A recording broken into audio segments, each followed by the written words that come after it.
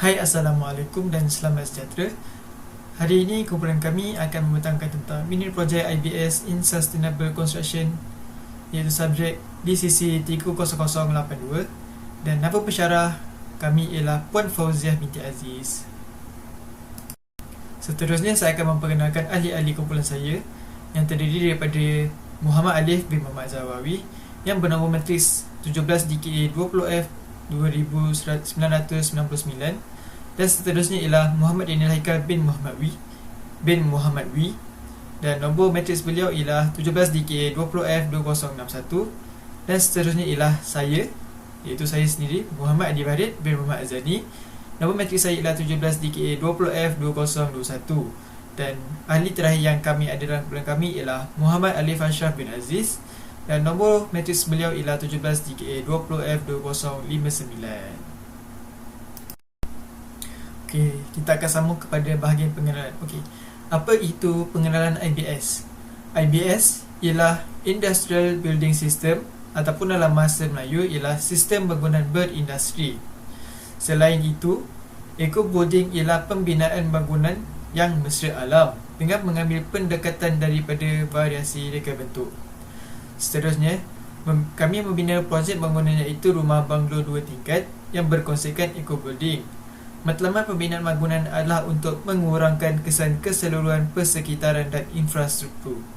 Antara bahagian bangunan projek yang kami gunakan dalam IBS adalah seperti bahagian rasuk bumbung, panel, rasuk lantai dan juga tiang. Seterusnya ialah konsep kerja. Okey, apa itu konsep kerja yang kami gunakan? Konsep kami ialah berkonsepkan sebagai eco-building, iaitu mesra alam. Bangunan kami juga menggunakan konsep alam sekitar. Contohnya adalah pada segi fizikal bangunan. Bangunan kami juga mempunyai ruang dan bersegi 4 serta boleh menanam tumbuhan di luar rumah. Selain itu, tujuan kami memilih bangunan hijau ini adalah untuk meningkatkan amalan kecekapan dan mengelakkan pembaziran tenaga elektrik serta pembaziran wang. Okay, seterusnya kita akan bergerak kepada elemen kelestarian. Apa itu elemen kelestarian? Kami dapat ialah bangunan hijau. Ini dapat mengurangkan atau menghilangkan kesan negatif dalam reka bentuk sesebuah bangunan. Contohnya pada reka bentuk rumah kami. Selain itu juga, kami juga dapat menanam tumbuhan di persekitaran bangunan. Hal ini dapat mengurangkan kesan pencemaran alam keseluruhan serta infrastruktur yang dibina berdasarkan atas kesihatan manusia. Okey, bergerak pula kepada penggunaan tenaga yang optimum. Okey, apa itu penggunaan tenaga yang optimum? Optimum bermaksud yang secara menyeluruh ialah minimal, tidak melebihi dan tidak kurang. Okey, apa itu contoh penggunaan tenaga yang optimum? Ialah kami menggunakan tenaga alam sekitar seperti cahaya matahari. Kami meletakkan tingkap di setiap ruang di dalam rumah agar pencahayaan semula pada kadar maksimum. Hal ini dapat mengurangkan penggunaan tenaga elektrik dan daripada berlakunya pembaziran. Selain itu juga, kami membuat tempat tadahan air hujan untuk menyiram pokok-pokok yang kami telah tanam di kawasan persekitaran rumah kami. Assalamualaikum warahmatullahi wabarakatuh. Nama saya Muhammad Daniel Haikal bin Muhammad Wi, nombor matrik 17 DKA 20F 2061. So, bahagian saya ialah elemen kelestarian. Yang pertama ialah menjimatkan tenaga. Kami telah meletakkan panel solar di bangunan iaitu rumah banglo 2 tingkat. Panel solar menyerap cahaya matahari sebagai sumber tenaga. Yang ketiga, mengurangkan kos bagi membayar bil elektrik dan penjimatan elektrik sangat ketara. Yang kedua ialah bangunan hijau. Bangunan hijau adalah bangunan yang mengurangkan atau menghilangkan kesan negatif dalam reka bentuk. Yang kedua, menanam tumbuhan di persekitaran bangunan. Yang ketiga ialah untuk mengurangkan kesan keseluruhan persekitaran dan infrastruktur yang dibina ke atas kesihatan manusia. Seterusnya ialah penggunaan tenaga yang optimum. Yang pertama ialah meletakkan tingkap di setiap ruang di dalam rumah agar pencahayaan semula pada kadar maksimum. Yang kedua, membuat tempat tak tahan air hujan untuk menyiram pokok-pokok yang telah kita tanam di persekitaran rumah. Yang terakhir ialah skop kerja. Yang pertama, kami mendengar pensyarah memberikan penerangan tentang mini project IBS in sustainable construction. Yang kedua ialah kami menyediakan pelan lantai banglo 2 tingkat supaya bangunan yang dibina ini dalam keadaan yang baik. Yang ketiga ialah bahan-bahan yang digunakan untuk membuat bangunan, iaitu kotak, gam dan sebagainya. Di samping itu, kami telah memasang bahagian dinding bangunan dan atap menggunakan kotak. Yang kelima, bahagian atas atap kami telah meletakkan kertas hitam dan dibaluti dengan plastik lutsina untuk dijadikan sebagai solar. Yang keenam, selepas itu kami mengira IBS score. Seterusnya, memastikan IBS score melebihi 70%. Seterusnya, membuat report mini project supaya apa yang dibuat dapat diketahui. Dan yang terakhir, kami membentangkan mini project yang telah disiapkan. Sekian, terima kasih. Hai, nama saya Muhammad Alif bin Muhammad Zawawi. Nombor matrik saya ialah 17 DKA 20F 29999. Hari ini saya ingin menceritakan tentang kelebihan penggunaan sistem IBS.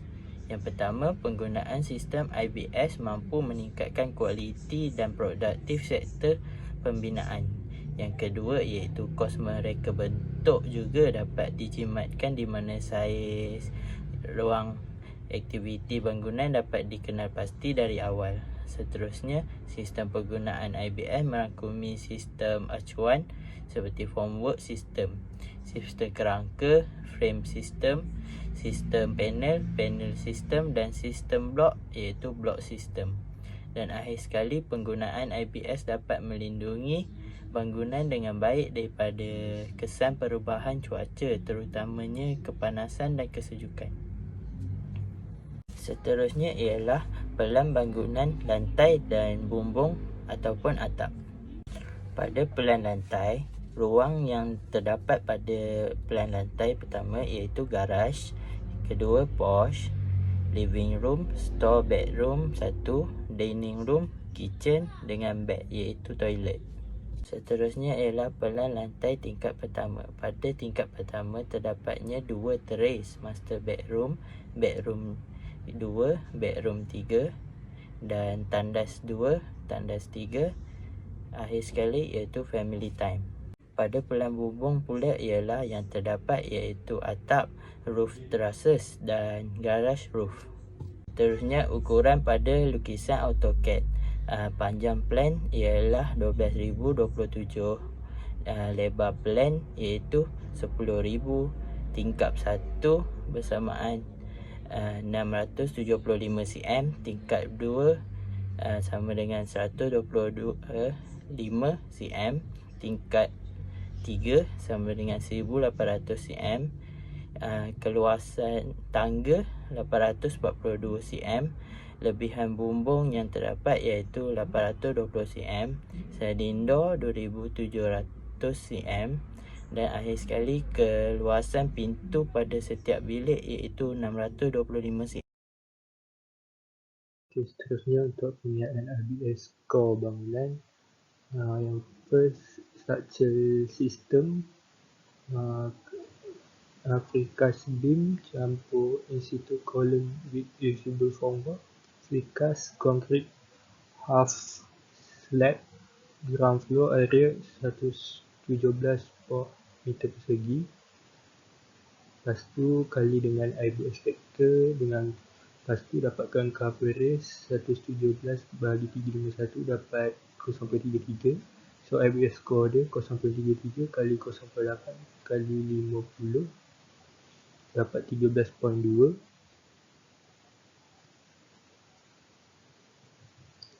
Yang kedua pula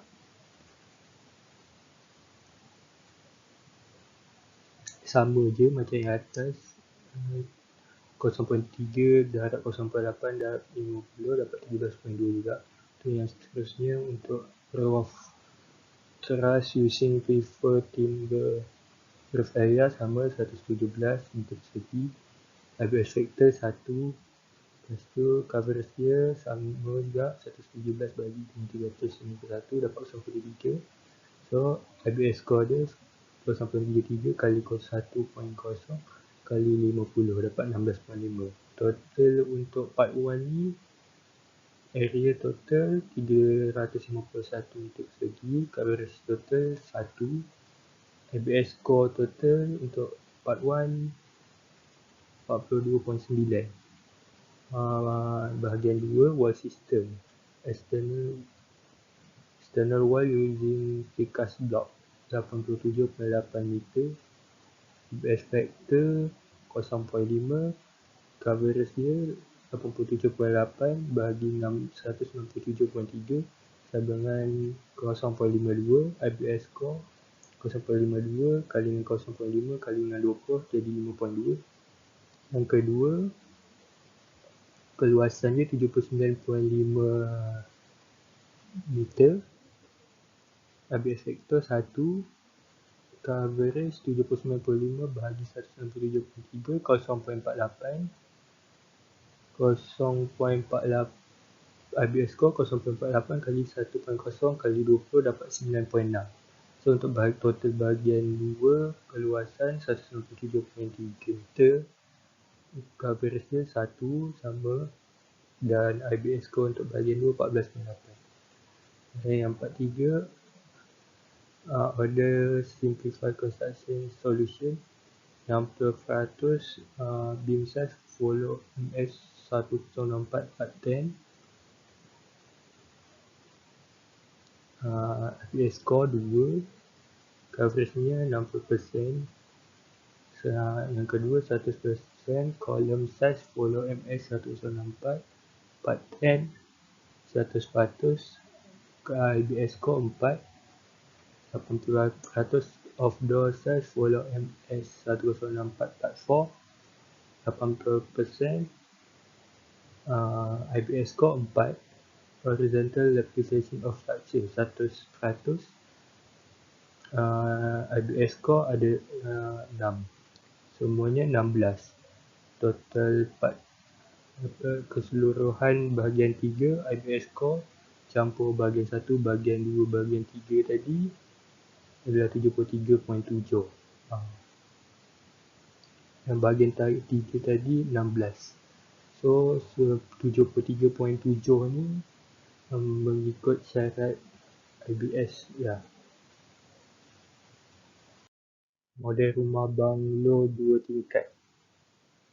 So, yang first ni pandangan atas, sebelahnya pandangan depan, yang bawah ni pandangan kiri dan kanan. Kesimpulan, bangunan hijau ialah idea yang bertanggungjawab dari segi kewangan, kesihatan dan alam sekitar. Banyak bahan binaan dan sumber tenaga boleh diperbarui wujud untuk mengurangkan kesan seseorang terhadap alam sekitar. Produk alam sekitar lebih mudah diakses dan boleh dipercayai serta dengan menyediakan insentif kerajaan.